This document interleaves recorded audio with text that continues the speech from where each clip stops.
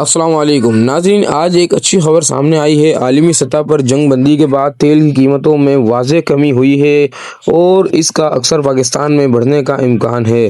ذرائع کے مطابق حکومت نے پاکستان پیٹرولیم مصنوعات کی قیمتیں کم کرنے پر غور کر رہی ہے۔ ابتدائی اندازے کے مطابق پیٹرول کی قیمت میں تقریباً 55 سے 70 روپے فی لیٹر کمی ہو سکتی ہے۔ اس طرح ہائی اسپیڈ ڈیزل کی قیمت میں بھی بڑی کمی متوقع ہے، جو کہ تقریباً 110 روپے فی لیٹر تک ہو سکتی ہے۔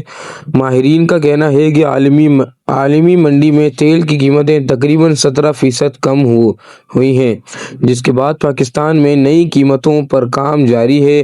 ذرائع یہ بھی بتا رہے ہیں کہ اس حوالے سے حتمی اعلان آج رات ہو جائے گا، جو وزیر اعظم کی طرف سے کیا جا سکتا ہے۔ اگر یہ کمی ہو جاتی ہے تو یقیناً عوام کو بڑا ریلیف ملے گا۔ مزید خبروں کے لیے ہمارے ساتھ جڑے رہیے۔ نیوز پلس اردو کو سبسکرائب کرنا نہ بھولیں۔ اللہ حافظ۔